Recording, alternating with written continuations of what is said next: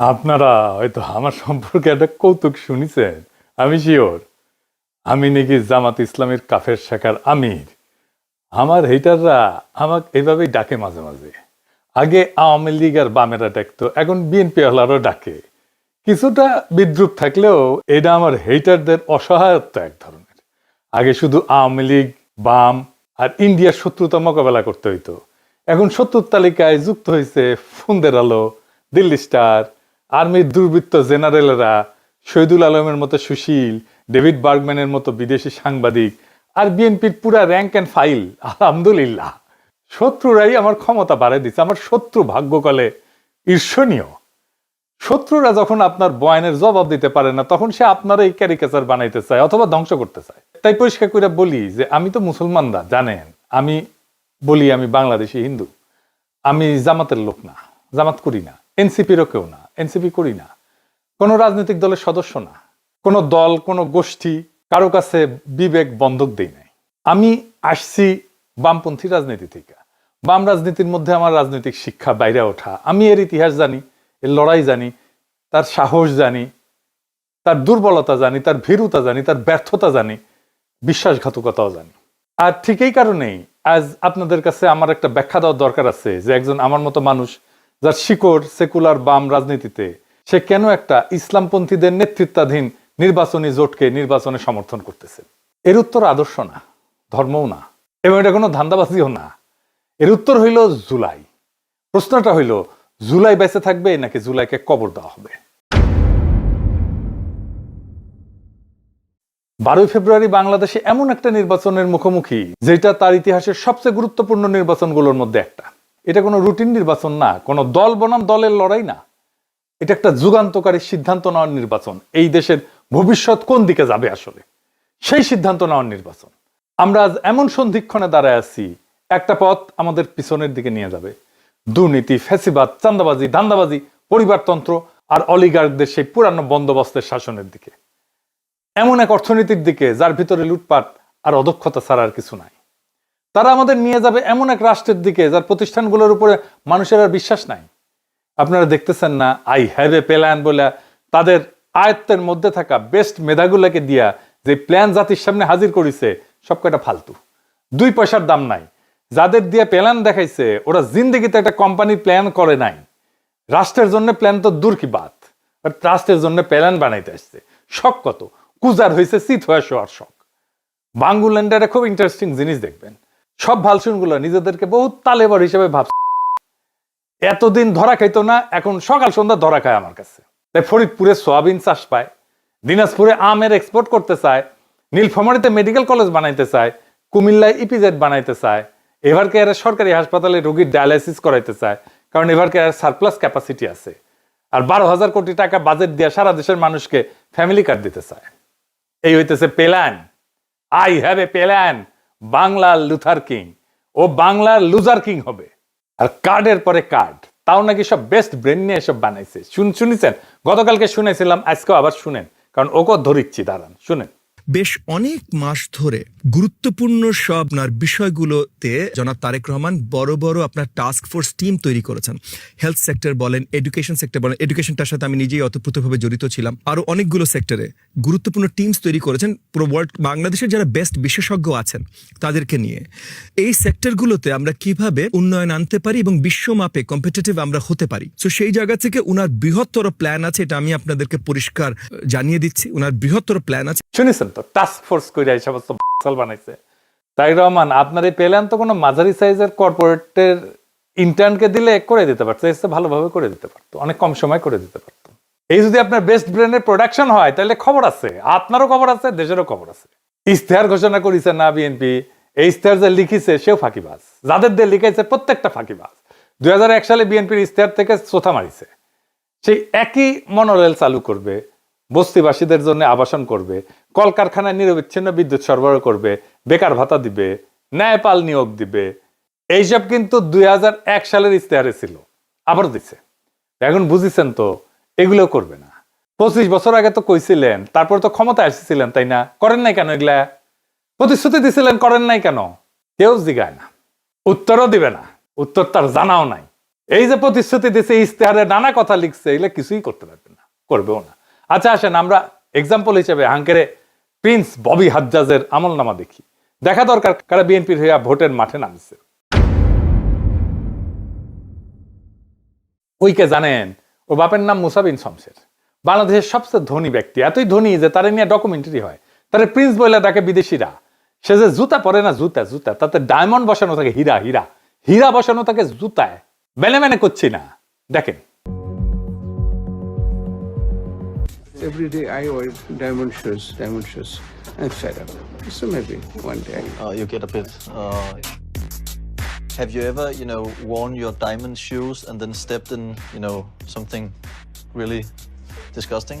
দেখেছেন তার জুতা ঘড়ি রাখার জন্য কত বড় বড় বাক্স, সেগুলো আবার টেনে নিয়ে আসে কত লোক, দেখেন। সব ব্র্যান্ডেড ঘড়ি, রোলেক্স কোম্পানি ঘড়ি, আর কিবা কিবা কোম্পানির ঘড়ি, নামও জানি না সবগুলার। দেখেন নিজের হাতে খায় না, খাওয়াই দিতে হয়।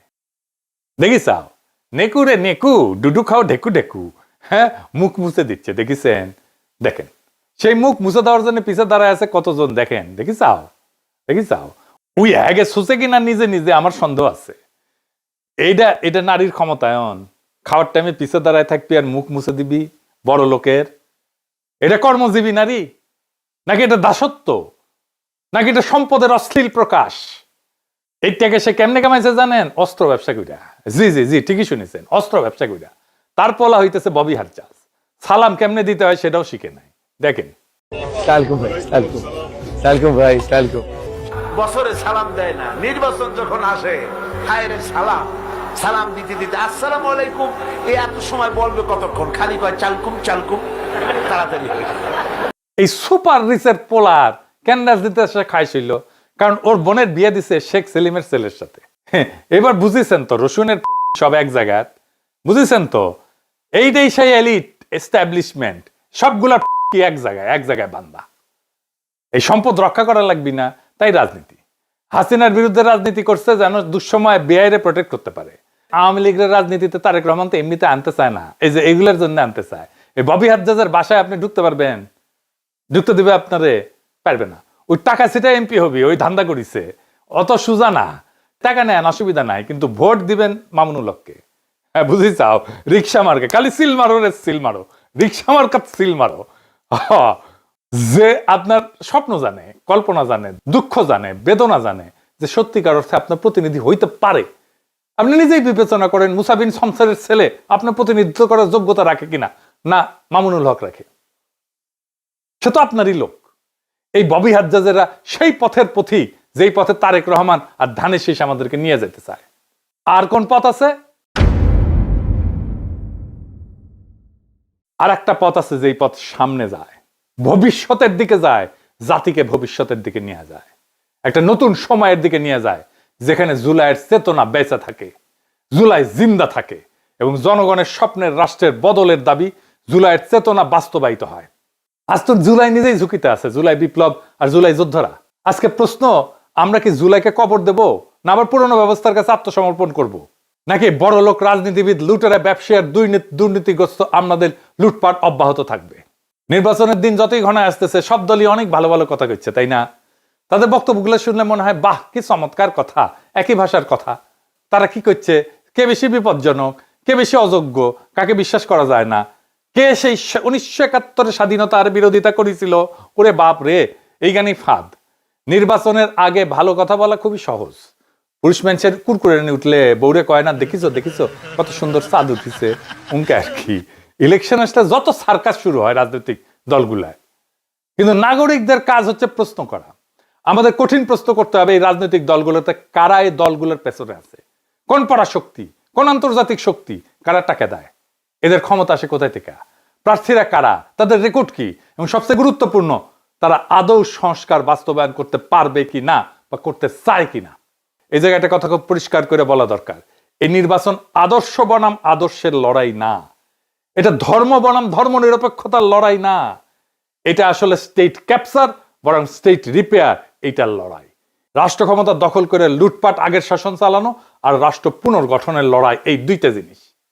একদিকে আছে এমন দলগুলা যারা রাষ্ট্রকে আগেই দখল করে ফেলছে, ব্যবসা দিয়া, আমলাতন্ত্র দিয়া, পরিবারতন্ত্র দিয়া, পুরনো সিস্টেমের উপরে দখল দিয়া, আগের ব্যবস্থার সাথে সিস্টেম কইরা। তাই তারা বলে হাসিনা না আসলেও হাসিনা পোলামাইয়া আসতে পারবে রাজনীতিতে। বাহ, চমৎকার। এই জন্য আমাদের বাচ্চারা রক্ত দিছিল, এই জন্য আমরা লড়াই করে ফেসিবাদ উৎখাত করছি, এই জন্য এত কষ্ট করছি আমরা। আর অন্যদিকে আছে এমন এক শক্তি যাদের এখনো পুরনো সিস্টেম খায়া ফেলায় নাই। দলের মধ্যে চোর ডাকাত লুটপাটকারী নাই যাদেরকে প্রোটেক্ট করতে হবে ওই দলদেরকে। তাই রাষ্ট্রকে মেরামত করার হিম্মত আছে তাদের। বিএনপি আসলে কি একটা? বিএনপি আর একটা কম শক্তিশালী আওয়ামী লীগ, কম বুদ্ধিমান আওয়ামী লীগ, কম সংগঠিত আওয়ামী লীগ। বিএনপি আওয়ামী লীগের মধ্যে দলের কম্পোজিশন, তার শ্রেণী চরিত্র, এটার মধ্যে কোনো তফাৎ নাই। বিএনপি একটা গভীরভাবে দুর্নীতিগ্রস্ত দল, গভীরভাবে দুর্নীতিগ্রস্ত দল। আর দলের লোকেরা তারেক রহমানের চাকর বাকর। আপনারা জিজ্ঞেস করেন তারেক রহমানের কিভাবে চলে, মানে সংসার চলে কিভাবে, মির্জা ফখরুলের সংসার চলে কিভাবে জিজ্ঞেস করেন। কই থেকে আসে? তারা রাজনীতি করতে আসে নাই, আসতে ধান্দা করতে। তাদের দেশকে নিয়ে কোনো মহৎ স্বপ্ন নাই। থাকলে হাসিনার আমলে জান প্রাণ দিয়ে লড়াই করতো, করে নাই। তারা আওয়ামী লীগের থেকে আলাদা না, একই জিনিসে তৈরি। আওয়ামী লীগ বিরিয়ানি হইলে বিএনপি তেহারি। ভাত পচলে খাওয়া যায়, বিরিয়ানি তেহারি পচলে খাওয়া যায় না। এই দুটোই পচা জিনিস। 90-এর দশকে এই দুই দল নীতি আদর্শ দিয়ে প্রতিযোগিতা করেনি, করছে দুর্নীতি, লুটপাট আর পাইয়া দেওয়ার রাজনীতি আর সহিংসতা দিয়া। 2006 সালে তত্ত্বাবধায়ক ব্যবস্থা ভাঙছে বিএনপির জন্য। বিএনপি দায়ী। সদ্য অবসরপ্রাপ্ত প্রধান বিচারপতিকে তত্ত্বাবধায়ক সরকার প্রধান হবে, এটাই ছিল সিস্টেম। 2004 সালে একটা সংবিধানের 4র্থ সংশোধনী গৃহীত হয়, অনেকেরই স্মরণ আছে। ওই সংশোধনীর মাধ্যমে বিচারপতিদের অবসরে যাওয়ার বয়সসীমা 65 থেকে 67 করা হয়, 2 বছর বাড়ানো হয়। এই বয়স বৃদ্ধির এই সিদ্ধান্তের পিছনে মূলত কাজ করছে পরবর্তী তত্ত্বাবধায়ক সরকার প্রধান কে হবে সেই হিসাব নিকাশ। সাবেক প্রধান বিচারপতি KM হাসানকে, যিনি একসময় বিএনপির রাজনীতির সাথে জড়িত ছিলেন, তাকে প্রধান উপদেষ্টা করাই ছিল এই সংশোধনীর মূল উদ্দেশ্য। যার ফল সামরিক শাসন, 1/11 এবং শেষ পর্যন্ত 15 বছরের ফ্যাসিবাদ। এই ফ্যাসিবাদ কায়েমের পিছনে পুরা দায় বিএনপির। সেই খাসলত বিএনপির বদলায় নাই। 2024-এর 5ই আগস্টের পরে বিএনপি চাঁদাবাজি, ধর্ষণ, খুন, জখম, বাড়ি দখল, 92% সহিংসতার সাথে বিএনপি জড়িত। তাও নিজের দলের লোকদের নিজেরা মারছে। কোন বাজার, হাট, ঘাট, বাস স্ট্যান্ড, টেম্পু স্ট্যান্ড, রিক্সা stand, TV station, media, advertising firm দখল বাদ রাখি নাই, সব দখল করে ফেলছে। এসালামের সাম্রাজ্য চালায় শ্রীলং সালাউদ্দিন, 72 টিভি চালায় বরকতুল্লাহ বুলু, 8 টিভির দখল নিছে ওয়াহিদুজ্জামান অ্যাপোলো। এই কারণেই তারা বিশ্ববিদ্যালয় নির্বাচনগুলোতে প্রত্যাখ্যাত হয়েছে। ছাত্ররা প্রত্যাখ্যান করছে তাদেরকে। ছাত্ররা আদর্শে ভোট দেয় নাই, তারা দুর্নীতির বিরুদ্ধে ভোট দিছে। আজ বিএনপি মনোনয়ন দিছে অসংখ্য বিতর্কিত ব্যক্তিতে। বিএনপির 59% ক্যান্ডিডেট ঋণ খেলাপি, ব্যাংকের ঋণ নিয়ে শোধ দেয় না, খায় ফেলছে, পাচার করে দিছে। আসছে দেশের সেবা করতে, লজ্জা করে না এদের। 15 বছর ক্ষমতার বাইরে থেকে হঠাৎ তাদের হাতে অধেল টাকা কই থেকে আসলো? ব্যাংক লুটের টাকা, ঋণ খেলাপের টাকা। কিভাবে আসলো, কেন আসলো? কারণ পুরনো অলিগার্করাও, হাসিনার সব ব্যবসায়ীরা আবার এমন একটা দল খুঁজে পেয়েছে যাদের সাথে ব্যবসা করা যায়, তারাও দিতেছে। হাসিনার লোকদের কাছ থেকে নিচ্ছে টাকা। এমনকি বিএনপি আওয়ামী লীগকে রাজনৈতিকভাবে পুনর্বাসন করবে বলছে। তাদের আপত্তি নেই হাসিনার পুত্র আর কন্যারা যদি রাজনীতিতে আসে। বিএনপি চলে হারামের টাকায়, প্রত্যেকটা পয়সা হারামের পয়সা, প্রত্যেকটা পয়সা হারাম টাকা। মানুষের অভিশাপ আছে ওই পয়সার গায়ে। তারপরে তারা বলে তারা দুর্নীতি উচ্ছেদ করবে, চান্দাবাজি উচ্ছেদ করবে। হায় রে হায়, খারান খারান, আমার ঘোড়া একটু হাসি। হয়েছে হয়েছে হয়েছে, আচ্ছা হয়েছে। দুর্নীতির টাকায় চলা দল দুর্নীতিকে উচ্ছেদ করতে পারে না। অলিগারদের উপর নির্ভরশীল দল সংস্কার করতে পারে না। এই কারণে জামাত এনসিপি জোট কাঠামোগতভাবে আলাদা। বাস্তব সংস্কার কেবল তারাই করতে পারে যারা দুর্নীতিগ্রস্ত ব্যবসায়ী আর আমলাতন্ত্রের কাছে বাধা পড়ে নাই। এই জোটের প্রতিশ্রুতিগুলো বিশ্বাসযোগ্য, কারণ তাদের দলে রক্ষা করতে হবে এমন চোর বাটপার নাই, লুটেরা নাই। তাদের নেতৃত্ব পুরনো বিষাক্ত রাজনীতিতে ডুবে নাই। দলে গণতন্ত্র আছে, পরিবারতন্ত্র নাই। সংবিধান সংস্কারের কথা তাদের মুখে শোভা পায়, কারণ তারা পরিবারতন্ত্র বাঁচাইতে রাজনীতি করে না। রহমান অ্যান্ড সন্স এর মাফিয়া সাম্রাজ্যের অংশ হইতে আসেনি তারা। 2 রহমান ফ্যামিলি তো, শেখ মুজিবুর রহমান আর জিয়াউর রহমান ফ্যামিলি, এই তো 2 রহমান অ্যান্ড সন্স। এরাই তো বাংলাদেশের রাজা, এরাই তো বাংলাদেশের হর্তাকর্তা বিধাতা। বিএনপি থেকেও রাজনীতি করতে আসে না তো, আসে ধান্দা করতে। আর এই ধান্দা করার জন্য কে কত বড় তারেক রহমানের চাকর হইতে পারবে এটা প্রমাণ করে। এটা সত্য যে জামাত এনসিপি দুর্নীতিগ্রস্ত সরকার চালানোর অভিজ্ঞতা তাদের নাই। আর এটাই তাদের সবচেয়ে বড় শক্তি। তারা বিশেষজ্ঞদের জন্য, স্বচ্ছতার জন্য, সংস্কারের জন্য ওপেন আছে, কারণ তারা পুরনো দায়ে বন্দী না। তাদের এমন কোনো ব্যাগেজ নাই যেটা তাদের বহন করতে হবে। এইবার আসি ভারত প্রশ্নে। সবাই ভারতের সাথে সংলাপের কথা বলে, সবাই সুসম্পর্কের কথা বলে। বিএনপি বলে জাতীয় স্বার্থের কথা, কিন্তু কার স্বার্থ? আওয়ামী লীগ 15 বছর একই ভাষা ব্যবহার করছে, ফল কি পেয়েছি? ইতিহাসের সবচেয়ে বাজে কূটনৈতিক সম্পর্ক পাইছি ভারতের সাথে, ভারত এটাই পাইছে। আর এমন একটা জাতি যে নিজের আত্মসম্মান হারায় ফেলছে, তাতে কি ভারতের লাভ হয়েছে না বাংলাদেশের লাভ হয়েছে? কারোই লাভ হয়নি। ভারত শুধু আওয়ামী লীগের ফ্যাসিবাদী শাসনকে সমর্থনই দেয়নি, তারা তার বহু অপরাধী নেতাকে আশ্রয় দিয়ে রাখছে, যাদের ফাঁসি হয়ে গেছে। সংলাপ ভালো কথা, কিন্তু মর্যাদাহীন সংলাপ আসলে কূটনীতির পোশাকে আত্মসমর্পণ। ভারত নিজের মুসলমান নাগরিককে নিপীড়ন করে, তাদের বাংলাদেশি বলে সীমান্তের দিকে ঠেলে দেয়, আমাদের দেশে ঢুকায় দেয়, বাংলাদেশকে কাঁটাতারের বেড়ায় ঘিরে ফেলে, সীমান্তে পাখির মতো গুলি করে মানুষ মারে, কাঁটাতারে ঝুলায় রাখে, অপমানিত করে। অমানবিক আচরণের শিকার হয় আমাদের নাগরিকেরা ভারতের কাছে। কিন্তু তবু তারা ট্রানজিট চায়, সেই দেশের বুকসিরা যে দেশের মানুষকে তারা আবর্জনা বলে মনে করে। এ কেমন কূটনৈতিক সম্পর্ক? এ কেমন রাষ্ট্রের রাষ্ট্রের সম্পর্ক? একটা জাতির মর্যাদার কি কোনো দাম নাই? এই জায়গায় জামাত, এনসিপি জোট এবং জুলাইয়ের যোদ্ধারা পরিষ্কার, আগে মর্যাদা, সংলাপ পরে। এখন পশ্চিমা আর বাঙ্গি সুশীলদের ভয়গুলার কথায় আসি। নারীর অধিকার, সংখ্যালঘুর অধিকার, ইসলামী রাষ্ট্র হইতেছে কিনা, শরিয়া আইন আসতেছে কিনা, এই উদ্বেগগুলা বাস্তব এবং এগুলোকে উড়ায় দেওয়া যাবে না। বাংলাদেশ গভীরভাবে ধর্মপ্রাণ দেশ। বাংলাদেশের মানুষ তার ধর্মের কাছাকাছি থাকতে চায়, কিন্তু বাংলাদেশের মানুষ ধর্মীয় সম্প্রীতি কি সেটা জানে। বাংলাদেশের সাম্প্রদায়িক টেনশন লাগায় রাখছে দুইটা দল, বিএনপি আর আওয়ামী লীগ। হিন্দুদের সম্পত্তি দখল করছে কে? আওয়ামী লীগ আর বিএনপি তো ভাগাভাগি কইরা। আওয়ামী লীগ বেশি করছে, বিএনপি একটু কম করছে, কিন্তু ভাগাভাগি করে করছে। এটা ডেটার কথা, বানায় বানায় বলা কথা না। বাংলাদেশে যতগুলো হিন্দুদের উপর আক্রমণ হয়েছে সবগুলোতে আওয়ামী লীগ এবং বিএনপি স্থানীয় লোকজন ছিল। আমি বলতেছি, দায়িত্ব নিয়ে বলতেছি, প্রত্যেকটা ঘটনার দেখায় দেওয়া যাবে, অঙ্ক কষে দেখায় দেওয়া যাবে। আপনি একটাও ঘটনা দেখাইতে পারবেন না যেখানে জামাতের লোকজন যুক্ত ছিল। এই আওয়ামী লীগ আর বিএনপির মূল লক্ষ্য হচ্ছে বাংলাদেশের সংখ্যালঘু সম্প্রদায়কে, বিশেষ করে হিন্দু সম্প্রদায়কে নিজের স্বার্থে ব্যবহার করা, নিজের হীন রাজনৈতিক স্বার্থে ব্যবহার করা। দেশে থাকলে ভোটটা তার, ইন্ডিয়া পালাইলে জমিটা তার। এইবার সাধারণ হিন্দু সম্প্রদায় জায়গা মতো ভোট দিয়ে দিবে, সিল মারো রে সিল মারো। এনসিপি জামাত তাদেরকে পূর্ণ মর্যাদায় নাগরিক হিসেবে ট্রিট করবে। তারা সিদ্ধান্ত নিয়ে ফেলছে, ইলেকশনের দিন তাদের বুঝতে পারবেন। এবং এর ফল যেটা হবে, বাংলাদেশের সংখ্যালঘু সম্প্রদায় বাংলাদেশের 55 বছরের ইতিহাসে যেমন আজাদির সুখ পায় নাই, সেই আজাদির সুখ, সেই আজাদির স্বপ্ন তাদের পূরণ হবে। এইটা তারা পাইতে যাইতেছে এই জামাত এনসিপির শাসনে। লিখে রাখতে পারেন, গত 15 বছরের দমন বাংলাদেশের ইসলামী নাম পরিচয় মুছে দেওয়ার চেষ্টা করছিল, পারে নাই। ক্ষোভ বাড়াইছে, ইসলামী পরিচয়ের ঝান্ডার নিচে মানুষ সংগত হয়ে দাঁড়াইছে।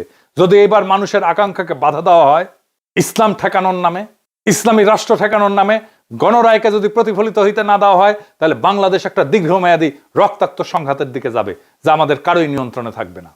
এই নির্বাচন ধর্মীয় আইন চাপানোর জন্য না, এটা এমন একটা জোট গঠনের প্রশ্ন যারা জুলাইয়ের সংস্কার আকাঙ্ক্ষা সম্পন্ন করতে পারে।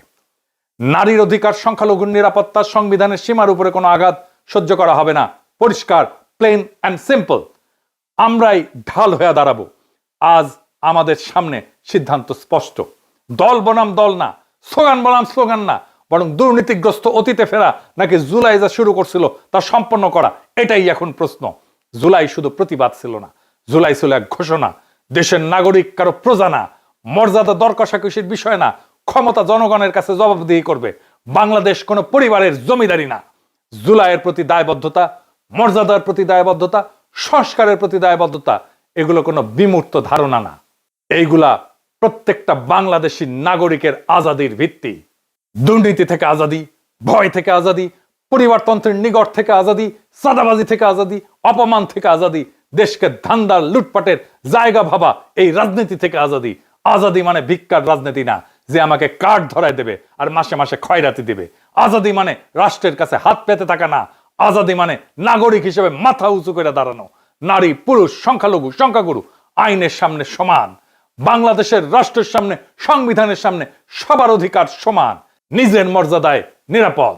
জুলাইয়ের জন্য, মর্যাদার জন্য, সংস্কারের জন্য, আজাদির জন্য জামাত এনসিপি জোটকে এই নির্বাচনে জিততেই হবে, এর কোনো বিকল্প নাই। ইনকিলাব জিন্দাবাদ, আজাদি জিন্দাবাদ।